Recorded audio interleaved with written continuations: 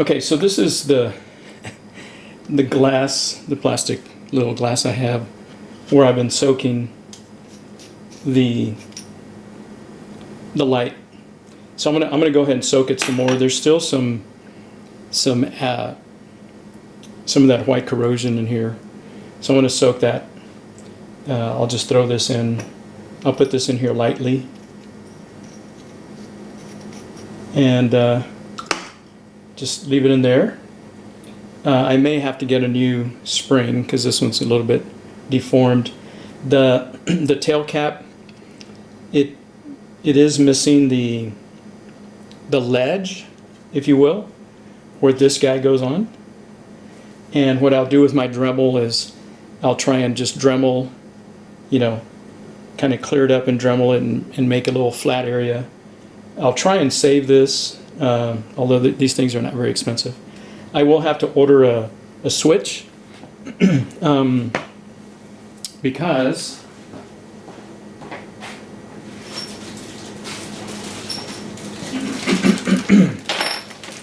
so this is the blue one that I got working. So the switch, the actual negative part of the switch, which is, let's see if I can show you. Is it right here? Yeah, here it is. This is the whole switch right here, and hopefully I can take this apart without losing. So that bad boy right there, and if y'all can see that little contact right there, that's what this is, and it broke. So unfortunately you cannot just buy this. You have to get this entire piece right here. I think it's $4.95, and I can't remember how much the spring is. And I know my buddy told me, says, Hector, they only cost $8.99 or possibly cheaper than that, this whole light, at Walmart, not a sponsor, or Amazon, not a sponsor. I said, well, it was just a challenge, and I managed to get it to work. I'm definitely going to sand this down a little bit better and make these, they're a little rough, these guys right here. Okay. Although it does work, it does seem to go in real nice. Yeah. It gets a little tough right there, and I think it's grinding somewhere down here. And I'll take some, I'll go buy some sandpaper for metal, and maybe like 220 grit, and just sand this down. It's probably, when I'm finished, it's probably not going to be blue anymore. But anyway, so that is the way you would go about repairing. Should you decide to take the challenge, or the mission, I guess, however you want to look at it. So the ledge, let me see if I can pull this out. I mean, I do have a good ledge on this one. And the ledge on the black one isn't very good. And although this still works, this one right here on the blue one lost the two. I don't know if you can see, but it's got two there at the bottom. These guys. And I managed to kind of expand it and put it in here, and it's making contact and it still works. So, all right. I guess the last video I'll show on this guy, once I leave it in here and let it soak.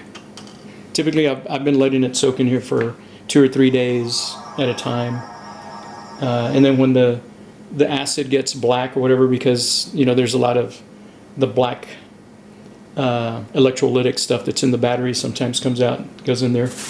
I just go to my lime tree,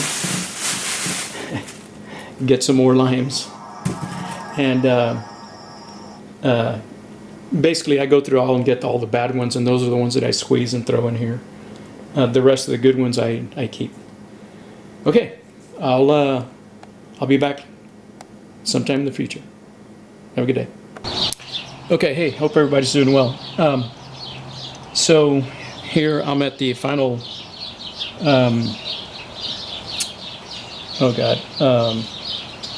final part of getting this light going. This is the tail cap, and what had happened was there was so much acid that had, from the batteries leaking, that it kind of got rid of the little ledge that this guy fits on. So with the Dremel and this it's a tungsten carbide carving bit for metal, wood, and it also looks like pottery. I went ahead and with my Dremel, and I kind of just made the ledge out. Okay, got to be real careful. That's what the bit looks like right there. It's a little bit longer. It goes up to about right here. And so this guy, what I'm going to have to do is I will have to, because it fits real loose in there. So I'm just going to take my pliers and widen the two bottom ones out wider so that they fit in there nice and snug.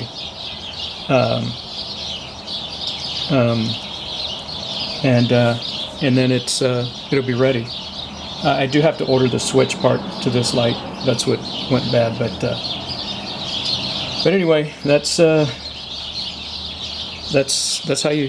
I fix the light. I've managed to take everything else out, and as a matter of fact, let me go get the light, and I'll show you how it's all nice and clean now. I'll be back in just a bit. Okay, so I'm back. Here's the I guess you could say the final product.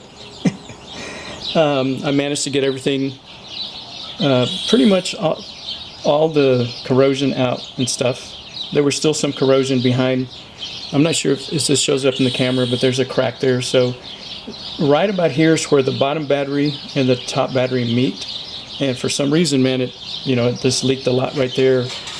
And it really corroded it from the inside a lot from behind this. And it cracked the aluminum, so it starts to swell up. But it's done. The switch that goes up here, which is this guy, see if I can put it right there. Yeah, I'll order one of these. I think they're like $4.50 or something like that plus shipping. And really, that's the only thing that I couldn't save. There was another little negative connector there that went bad. So, oh, I know what I dropped. I dropped the spring. Oh boy. Okay. Now I got to find. I dropped the spring and it hit something down there. I'll have to look for it. Okay. Anyway, so I just need to put it together and see if it'll work. I'll try it. The switch from the blue flashlight, and then I'll videotape that. All right. See y'all in a bit. Okay. So let me show you. I got the spring in there, and let me get it out here. So I just took some needle nose, and I grabbed a hold of this guy, the very last row, I guess you would call it.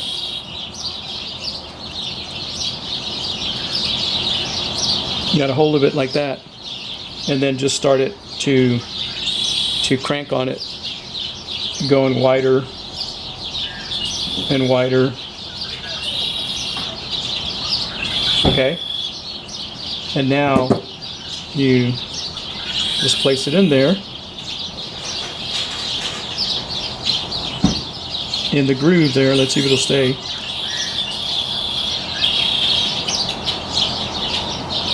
Yeah, there it is.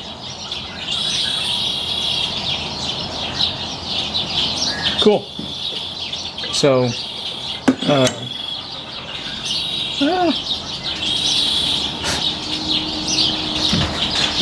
All right, so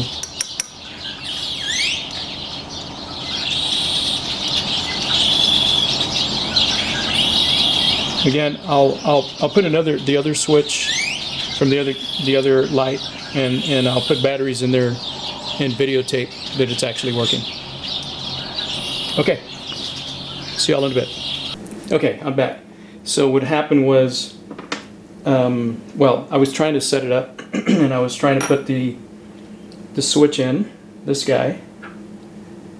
Let me put the negative in here. I'm trying to figure out, can I?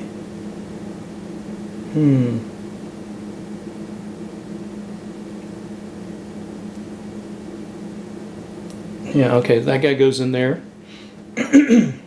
What was happening, it was getting stuck here because when I drilled the holes through here, there was some aluminum that was stuck to behind the hole that was not allowing this to come all the way up here. So let's do this again. Let's put this in here and then get a battery.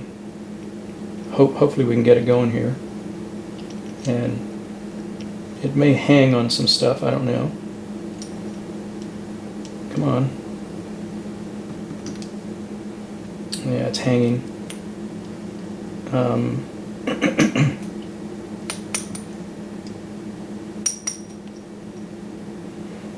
right.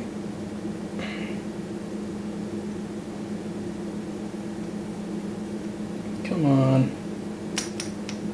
Play nice.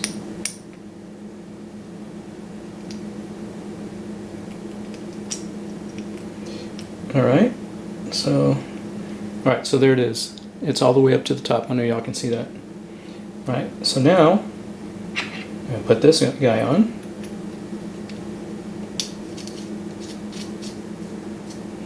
Okay. And now this guy goes on there. And now I'm going to put the light on, and if it's working, the light's going to come on. So I just, yep, there it is.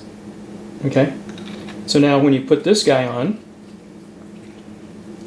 it on, off. Now, again, the way these work is the switch. Let me, you know, you got to push it all the way down to open the circuit, if you will, or turn off the switch. And I'll explain this, how that happens in a second.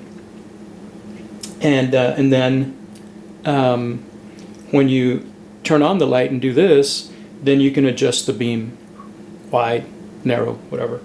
And then, of course, to turn it off, you tighten it all the way. Righty-tighty, lefty-loosey. So it works. Okay. Now let me go ahead and take this off. And I'll take this guy off so I don't burn myself.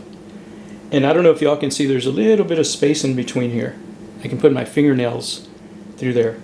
And all it takes is just that much, just that little much to, and I don't know if y'all can see that, but the batteries are moving down, and that's what turns it off.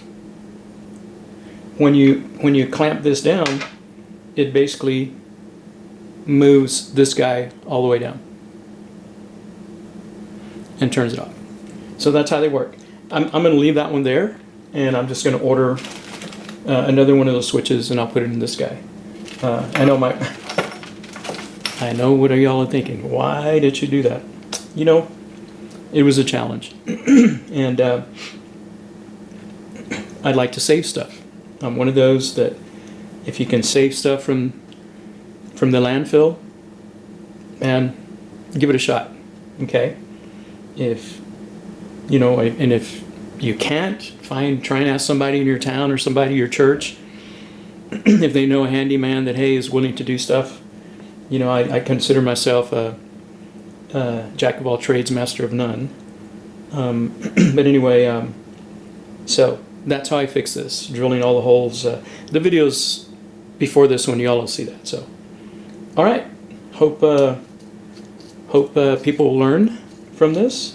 By the way, I think I've said this several times, this rubber guy right here, or this O-ring and the O-ring down here, yes, it's definitely for some waterproofing because there is another O-ring. There's another O-ring right behind here, but that O-ring also allows this to stay on. Okay, it gives it some friction to stay on there. So it not only acts as a waterproof, but it also acts it from coming loose. If you have something that vibrates, and if it vibrates open, it'll turn on.